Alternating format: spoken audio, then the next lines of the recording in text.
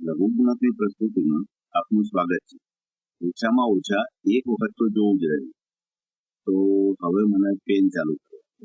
લઘુગુણક આ એક મારો સૌથી વધુ ખોટી જોડણી વાળો શબ્દ છે. હું MIT ગયેલો અને ત્યાં એક કપેલા જોતો હતો. તેઓ લોગરિથમ્સ કહેતા હતા, સંગીતની જેમ લયમાં. પણ ખેર, આ બાજુમાં રાખીએ અને બીજું જોઈએ. તો લઘુગુણક એટલે શું? તો સૌથી સરળ ભાષામાં કહું કે લઘુગુણક એટલે શું, તો પ્રથમ એ કે ધારી લઉં કે તે માત્ર વ્યસ્ત છે.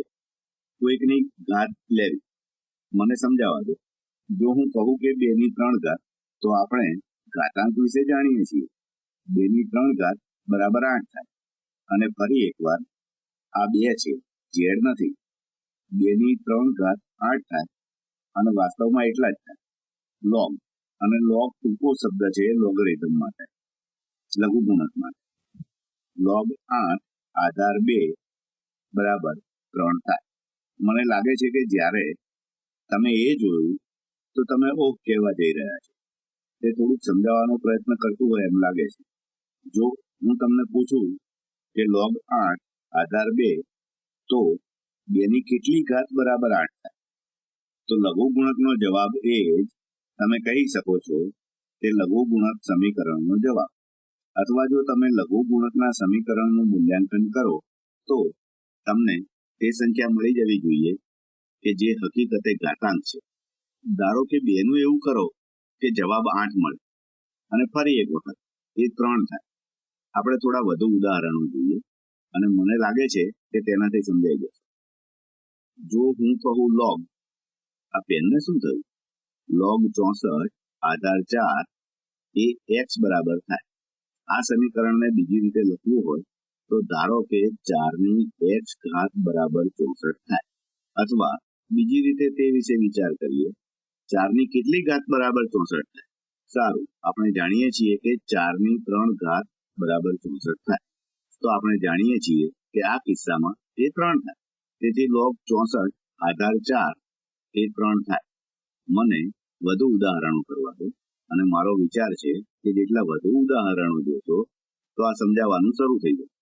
લઘુગુણક એ સરળ છે, પણ મને લાગે છે તે થોડા મૂંઝવણમાં મૂકે છે, કારણ કે તે ઘાતાંકનો વ્યસ્ત છે કે જે પોતે જ મૂંઝવણ ભર્યો કહે છે.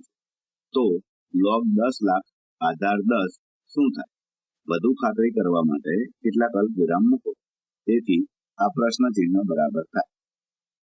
સારું, આપણે આપણી જાતને પૂછીએ કે 10 ની કેટલી ઘાત બરાબર 10 લાખ થાય?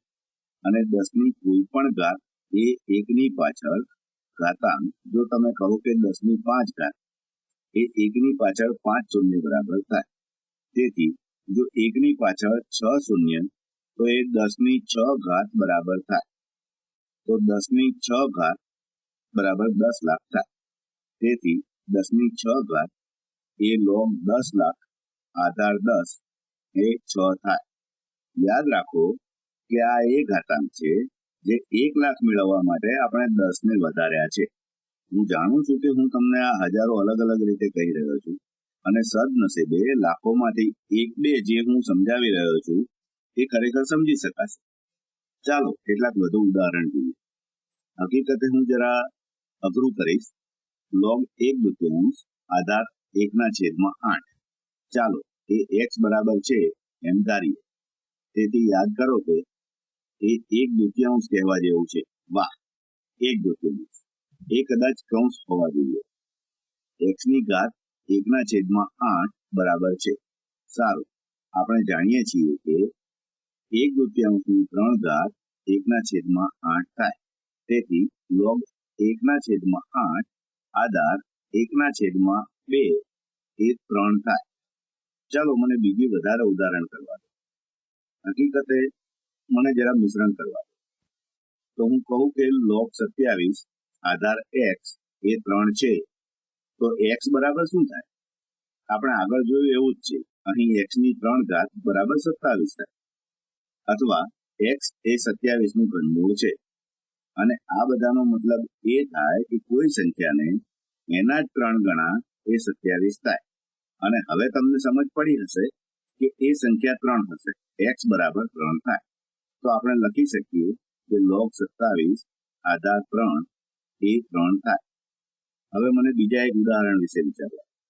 હું ફક્ત નાની સંખ્યાના જ ઉદાહરણ લઈ રહ્યો છું, કેમ કે મારી પાસે કેલ્ક્યુલેટર નથી અને મારે મારા મગજમાં જ કરવા પડે છે. તો log શું છે? ચાલો મને આ વિશે વિચારવા દો.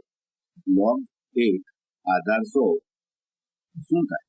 આ જરા મુશ્કેલ છે. તો ફરી એકવાર ચાલો કહું કે આ પ્રશ્નાર્થ ચિહ્ન બરાબર થાય. તો યાદ કરો કે આ log 1 આધાર 100 છે. તેથી આ એવું કહેવા માંગે છે કે પ્રશ્નાર્થ ચિહ્નની 100 ઘાત એ 1 થાય. સારું, આપણે શું કરવું જોઈએ કે જો આપણી પાસે એક સંખ્યા હોય અને એમાંથી એક જવાબ મેળવવા માટે એની કેટલી ઘાત જોઈએ? સારું, જો તમને ઘાતાંકના નિયમોમાંથી અથવા ઘાતાંકના નિયમો સિવાયનામાંથી કોઈ યાદ હોય તો કોઈ પણ સંખ્યાની શૂન્ય ઘાત 1 થાય.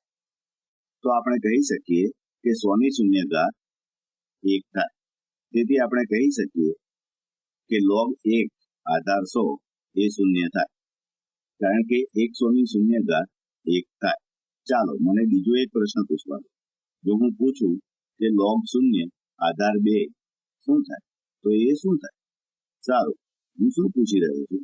હું કહી રહ્યો છું કે 2, ચાલો કહીએ કે એ x છે, 2 ની x ઘાત એ શૂન્ય છે, તો x બરાબર શું થાય? સારું, એવી કોઈ સંખ્યા છે કે જેને 2 ની ઘાત બનાવતા જવાબ શૂન્ય મળે?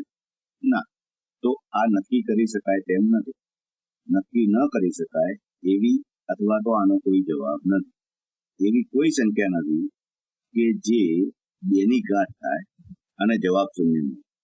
એ જ રીતે જો હું તમને પૂછું કે જો log ઋણ સંખ્યા આધાર 3 અને આપણે ધારીએ કે આપણે પ્રાકૃતિક સંખ્યાને લઈ રહ્યા છીએ કે જે મને લાગે છે કે એ મોટાભાગની સંખ્યા છે કે જેની જોડે તમે સંકળાયેલા હો છો.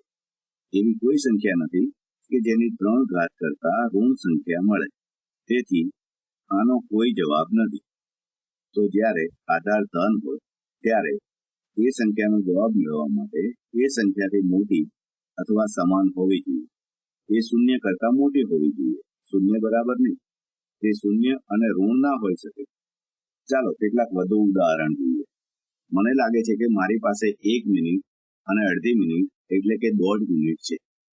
હવે તમે પહેલા લેવલના લઘુગુણકના મોડ્યુલથી સારી રીતે વાકેફ છો. તો ચાલો આપણે બીજા દાખલા જોઈએ.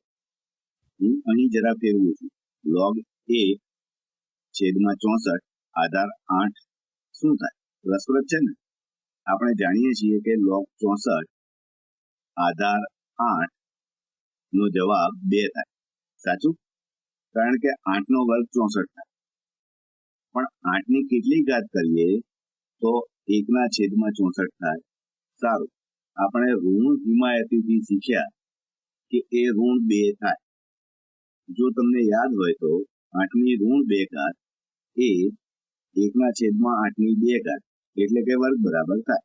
8 નો વર્ગ એ 1/64 બરાબર થાય. રસપ્રદ છે ને? હું એ તમને વિચારવા માટે આપું. જ્યારે તમે કોઈ લઘુગુણકનો વ્યસ્ત કરો છો તો તેનો જવાબ ઋણ મળે છે. અને આપણે બીજા ઘણા લઘુગુણક ઉદાહરણ અને લઘુગુણકના બીજા ઘણા ગુણધર્મોનો ભવિષ્યના મોડ્યુલમાં અભ્યાસ કરીશું. પણ હું વિચારું છું કે આ તબક્કે તમે લઘુગુણકના પ્રથમ લેવલ માટે તૈયાર છો. ચાલો તો બીજા મોડ્યુલમાં મળીશું.